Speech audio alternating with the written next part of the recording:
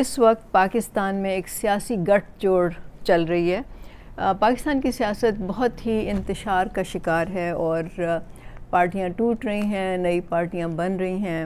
اور میرا خیال ہے کہ اس پہ ہمیں یہ دیکھنے کی ضرورت ہے کہ اس میں عام لوگوں کا مستقبل ہمیں کیسا نظر آ رہا ہے۔ کیا اس تمام جو معاملات چل رہے ہیں اس وقت، کیا اس میں عام لوگوں کا فائدہ ہوگا؟ کیا ان لوگوں کو کچھ ملے گا اس میں؟ کیا ان کے مسائل حل ہوں گے یا نہیں ہوں گے؟ تو ہم تو اس پوائنٹ آف ویو سے جو بھی کچھ چل رہا ہوتا ہے اس پوائنٹ آف ویو سے دیکھتے ہیں۔ تو جو میڈیا پہ باتیں چل رہی ہوتی ہیں وہ سنسنی خیز ہوتی ہیں، اور وہ توجہ ہمارا خیال ہے کہ وہ عام جو مسائل ہیں عام لوگوں کے، اس سے ہٹا کے وہ ایک سپرفیشل سیاست کی طرف توجہ آپ کی مبذول کر دیتی ہیں، اور آپ جو اپنے مسائل ہیں ان کو بھول کے تو کبھی ایک لیڈر کبھی دوسرے لیڈر کے پیچھے آپ لوگ بھاگنا شروع ہو جاتے ہیں یا ان کو فالو کرنا شروع ہو جاتے ہیں۔ تو اب سوال یہ پیدا ہوتا ہے کہ اس قسم کے ماحول میں عام لوگوں کو کیا کرنا چاہیے۔ اب آج 2-3 خبریں تھیں۔ ایک تو یہ تھی کہ فواد چودھری جو تھے وہ کچھ اور جو پی ٹی آئی کے میں ان کو مفرور لوگ کہوں گی، جو ان کے مفرور لیڈر تھے، ان کے ساتھ مل کے انہوں نے شاہ محمود قریشی سے ملاقات کی اور ان کو وہ قائل کرنے کی کوشش کر رہے تھے کہ وہ بھی پی ٹی آئی چھوڑ دیں۔ تو یہ آج کی ڈان کی پہلے صفحے پہ یہ خبر تھی، لیکن جو اس خبر سے پتہ چلا کہ قریشی صاحب نے اس سے انکار کیا اور ان کے بیٹے نے کہا کہ ہم تو ہمیشہ خان کے ساتھ کھڑے رہیں گے اور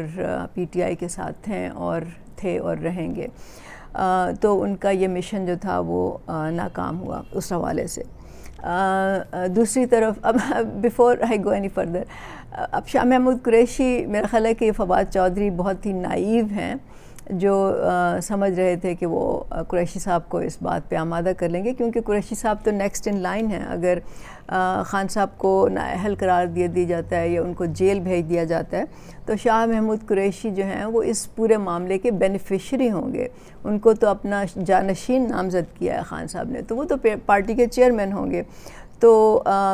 میرا خیال ہے کہ اس وقت ان کے لیے سوٹ نہیں کرتا کہ وہ پی ٹی آئی چھوڑیں، اور ظاہر ہے کہ ان کا بیٹا، ان کی بیٹی بھی سیاست میں ہے، تو وہ بھی اب اس بات کے متمنی ہیں یا ان کو ایک ہوپ ہے یا امید ہے یا وہ سوچ رہے ہیں کہ ہمیں اس کا مستقبل میں زیادہ فائدہ ہوگا اگر اب بھی تھوڑی سی تکلیف برداشت بھی کر لی جائے تو یہ تو میرا اس کے حوالے سے میرا میسیج ہے۔ اچھا، دوسری طرف جہانگیر ترین صاحب بھی ملاقاتیں کر رہے ہیں، یہ بھی لاہور میں موجود ہیں، اور تمام جو پی ٹی آئی کے چھوڑے ہوئے لوگ، جو پی ٹی آئی کو چھوڑ کے گئے ہیں لوگ، وہ ان سے ملاقاتیں کر رہے ہیں اور اپنا ایک گروپ بنا رہے ہیں، اور خبر یہ ہے کہ یہ بھی ایک نئی پارٹی بنانے جا رہے ہیں۔ اچھا، دوسری طرف جو زرداری صاحب بھی لاہور میں موجود ہیں اور وہ بھی اب ملاقاتیں کر رہے ہیں، اور آج کی یہ خبر بھی تھی کہ 24 جو ٹکٹ ہولڈر تھے، پریویس پی ٹی آئی کے جو ٹکٹ ہولڈر تھے، انہوں نے بھی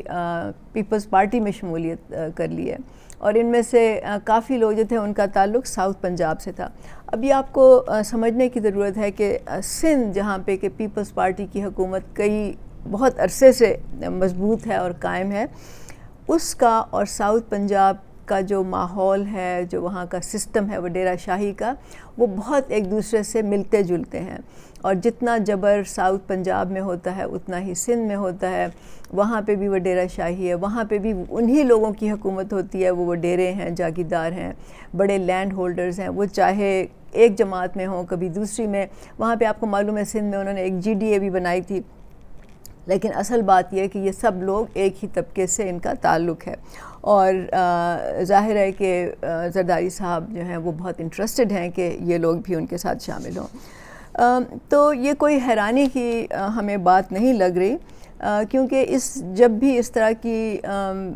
تبدیلیاں آتی ہیں اور ٹوٹ پھوٹ ہوتی ہے تو لوگ اپنا اپنا فائدہ ڈھونڈتے ہیں۔ یہ لوگ جو کہ سیاست میں ہیں ہی اس لیے کہ ان کی بزنسز چلیں، ان کا اقتدار بڑھے، ان کا اثر و رسوخ بڑھے، اور وہ اس سے پیسے بھی کمائیں۔ تو اب سوال یہ عام لوگوں کے لیے سوال پیدا ہوتا ہے کہ اس پورے جو اس وقت مسئلہ چل رہا ہے، جو تبدیلی آ رہی ہے سیاست میں، کیا ان کو کچھ ملے گا یا نہیں؟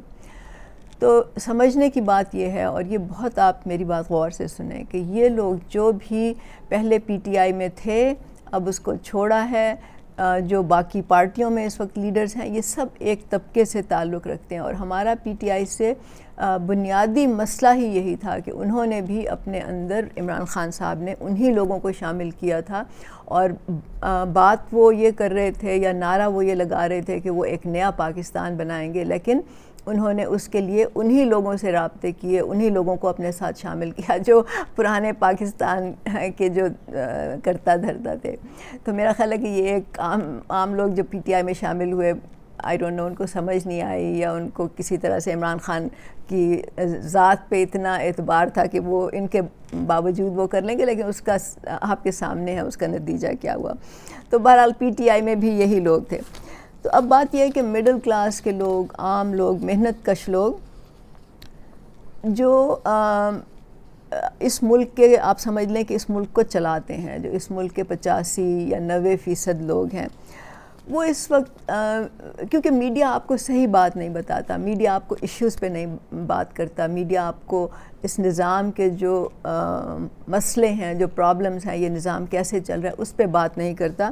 تو وہ لوگ کنفیوز ہیں تھوڑے سے، بہت سے لوگ مایوس ہیں،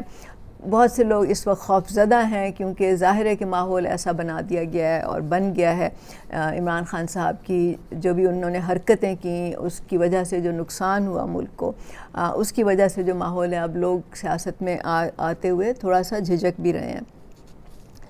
تو اس وقت میں سمجھتی ہوں کہ پی ٹی آئی میں جو لوگ ہیں، عام لوگوں کی میں بات کری ہوں، کیونکہ جو بڑے لوگ ہیں وہ تو وہیں جائیں گے جہاں ان کو اپنا مفاد نظر آئے گا، تو لیکن جو عام لوگ ہیں، جو خاص طور سے نوجوان ہیں، جو اس جذبے سے آئے تھے عمران خان کے ساتھ کہ وہ کچھ نہ کچھ اس ملک کے لیے بہتری کریں گے، وہ اس وقت کنفیوز ہیں، مایوس ہیں، اور میرا خیال ہے کہ اس میں 3 طرح کے لوگ ہیں۔ ایک تو وہ لوگ ہیں جو کہ اس وقت ان کی ذہنی حالت اتنی، وہ ڈپریشن میں چلے گئے ہیں کہ وہ میرا خیال ہے اب سیاست سے دستبردار ہونے کا سوچ رہے ہیں، یا فی الحال وہ ایک سائڈ پہ ہونا چاہتے ہیں۔ دوسری طرف وہ لوگ ہیں جو کہ ابھی تک خان صاحب کے ساتھ کھڑے ہیں، اور وہ سمجھتے ہیں کہ خان صاحب باہر نکلیں گے اور پھر وہی ان کا معجزہ ہوگا، اور وہی ان کا جادو ہوگا جو اس ملک پہ چلا ہے اب تک، اور وہ پھر جو ہے اپنی سیاست شروع کریں گے۔ میرا خیال ہے کہ اس کے چانسز کم ہیں، لیکن جو امیج میکنگ ہو رہی ہے خان کی، یا اب تک کی گئی ہے، اس سے بہت سے نوجوان متاثر ہوئے ہیں۔ بہرحال یہ میرا خیال ہے کہ ان کو اب تک ان کے عزائم کا، ان کی جو خان صاحب کی پرسنالٹی میں، ان کی ذات میں جو فلاز ہیں، جو مطلب ان میں آپ سمجھ لیں کہ جو انہوں نے یو ٹرن لیے ہیں، یا جو باتیں کہی ہیں وہ نہیں کیں، جو وعدے کیے ہیں وہ پورے نہیں کیے، اس سے ان لوگوں کو سمجھ آ جانی چاہیے۔ بہرحال یہ ان کا فیصلہ ہے۔ اچھا، تیسرے وہ لوگ ہیں جو کہ ابھی بھی کچھ کرنا چاہتے ہیں، جن کو سمجھ آ گئی ہے کہ پی ٹی آئی ان کے لیے ایک صحیح راستہ نہیں تھا، اور یہ کہ وہ ابھی بھی کچھ کرنا چاہتے ہیں، وہ ابھی بھی ان پہ اپنے اوپر ان کو اعتماد ہے، اور وہ سمجھتے ہیں کہ اس ملک میں کچھ ہونا چاہیے، کچھ بدلنا چاہیے۔ تو میرا ان کے لیے یہ میسج ہے کہ وہ اپنے اوپر اعتماد کریں، اس پورے مسئلے کا جائزہ لیں، سیاست کو ذرا صحیح طور سے دیکھیں، اور ان کا جو ایکسپیرینس ہے پی ٹی آئی میں، جو ان کا تجربہ ہے، اس کا موازنہ کریں کہ انہوں نے کیا پایا، کیا کھویا، اور پھر آئندہ کا فیصلہ کریں۔ اور ان لوگوں کے لیے میرا یہ پیغام ہے کہ وہ برابری پارٹی کے نظریے اور منشور کو پڑھیں، سمجھیں، کوئی سوال ہے تو ہم سے کریں، اور پھر اس پارٹی میں شمولیت اختیار کریں، کیونکہ ہم سمجھتے ہیں کہ یہی ایک پارٹی ہے جو اس وقت عام لوگوں کو ایک موقع دے رہی ہے، عام لوگوں کے لیے ایک پلیٹ فارم ہے جس پہ کہ وہ متحد ہو کے، منظم ہو کے، اس نظام کو سمجھ کے وہ ایک بہت ہی مثبت کردار ادا کر سکتے ہیں۔ اس ملک کا مستقبل میں سمجھتی ہوں اس وقت انہی لوگوں کے ہاتھ میں ہے جو عام لوگ ہیں، جو محنت کش مڈل کلاس طبقے سے تعلق رکھتے ہیں، کیونکہ اس کے بغیر اگر آپ نے فیصلہ پھر انہی لوگوں کے ہاتھوں میں چھوڑ دیا، انہی لوگوں کی تقلید کی، انہی لوگوں کے پیچھے بھاگے جو 75 سال سے حکومت کرتے آئے ہیں انکلوڈنگ پی ٹی آئی. تو میرا خیال ہے کہ ہم آگے تو نہیں جا سکیں گے، شاید پیچھے کی طرف چلے جائیں. تو جو لوگ برابری پارٹی میں شامل ہونا چاہتے ہیں ان کے لیے یہ پیغام ہے کہ برابری پارٹی جو ہے وہ کسی بھی کے لیے ذاتی مفاد کے لیے نہیں بنی. کسی کو بھی ڈیل کر کے ٹکٹ نہیں ملے گا یا یہ کہہ کے کہ میرا اتنا اثر رسوخ ہے تو آپ مجھے ٹکٹ دے دیں. اس طرح سے ہم کام نہیں کرتے، بلکہ پارٹی جو ہے وہ ایک نظریے کے تحت بنی ہے اور وہ نظریہ برابری کا ہے. اس کا یہ مطلب نہیں ہے کہ ہر کوئی برابر ہو جائے گا ہر لحاظ سے، لیکن اس کا یہ مطلب ضرور ہے کہ ہر ایک کو برابری کی بنیاد پہ وسائل اور مواقع تک پہنچ ہوگی، اور وہ برابری کی بنیاد پہ اس ملک میں جو بھی وہ کرنا چاہے گا وہ کر سکے گا، اس کے لیے راستے کھلے ہوں گے. تو اس کو ہم کہتے ہیں کہ یہ ایکوالٹی آف اپرچونٹی ہے، ایکوالٹی آف آؤٹ کم نہیں ہے، کیونکہ آؤٹ کم جو ہوتا ہے وہ تو انسان کی محنت پہ، اس کے جذبے پہ، اس کی صلاحیت پہ، اس کے انیشیٹو پہ ڈیپینڈ کرتا ہے. تو ظاہر ہے کہ جب آپ کے سامنے راستے کھلے ہوں گے، آپ کو وسائل تک پہنچ ہوگی، تو جو جتنی محنت کرے گا، جتنی اس میں صلاحیت ہوگی، جتنا اس میں جذبہ ہوگا، جتنا انیشیٹو ہوگا، اس کے حساب سے پھر وہ آگے ترقی بھی کر سکتا ہے اور وہ چیزیں ظاہر ہے کہ وہ حاصل کر سکتا ہے جو وہ چاہتا تھا. لیکن ہر انسان کی بنیادی ضروریات جو ہیں وہ برابری کی بنیاد پہ پوری ہونی چاہیے. یہ ہمارا ایک بنیادی اصول ہے پارٹی کا. سب سے جو اہم بات ہے اس وقت ان لوگوں کے لیے جو کہ خود اب لیڈرشپ میں آنا چاہتے ہیں، جو خود اب اس سیاست میں آ کے ملک کے فیصلے کرنے کا اختیار اپنے ہاتھ میں لینا چاہتے ہیں، سب سے امپورٹنٹ بات یہ ہے کہ آپ نے لوگوں کی ذہن سازی کرنی ہے. اس وقت لوگ جو ہیں احساس کمتری کا شکار ہیں. ان کے صدیوں سے، میرا خیال ہے پاکستان بننے سے پہلے اس طرح جو عام لوگ تھے ان کے ذہنوں میں یہ بٹھا دیا گیا تھا کہ وہ کیونکہ غریب ہیں وہ کچھ کر نہیں سکتے، اس لیے ان کو انہی امیر کبیر لوگوں پہ انحصار کرنا پڑے گا، یہی لوگ ان کے لیے مائی باپ ہوں گے، یہی لوگ ان کے لیے نجات کا ذریعہ ہوں گے، یہی لوگ ان کو خوشحالی دیں گے، اور یہ سب بالکل جھوٹ تھا. تو یہ بات لوگوں کے ذہن سے نکالنی ہوگی. پھر اس کے بعد لوگوں کو متحد اور منظم کرنا ہوگا، خود لیڈر بننا ہوگا. برابری پارٹی پاکستان کے چیئرمین جواد احمد ہمیشہ یہ کہتے ہیں کہ لیڈر کے لیے 4 کوالٹیز ہونی چاہیے. ایک تو یہ کہ وہ دلیر ہو، مطلب وہ حالات کا مقابلہ کر سکے، وہ ان طاقتور لوگوں کے سامنے کھڑا ہو سکے، وہ پریشر میں نہ آئے. دوسرا یہ کہ اس کے دل میں درد مندی ہو، مطلب اس کے دل میں لوگوں کا درد ہو، وہ دیکھے اپنے ارد گرد جو تکلیفیں لوگ اٹھا رہے ہیں اس کا احساس ہو، اور وہ ان کو فائدہ پہنچانا چاہتا ہو، یا ان کے لیے وہ ایسے قانون اور پالیسیاں بنانا چاہتا ہو کہ ان کے مسائل حل ہو جائیں.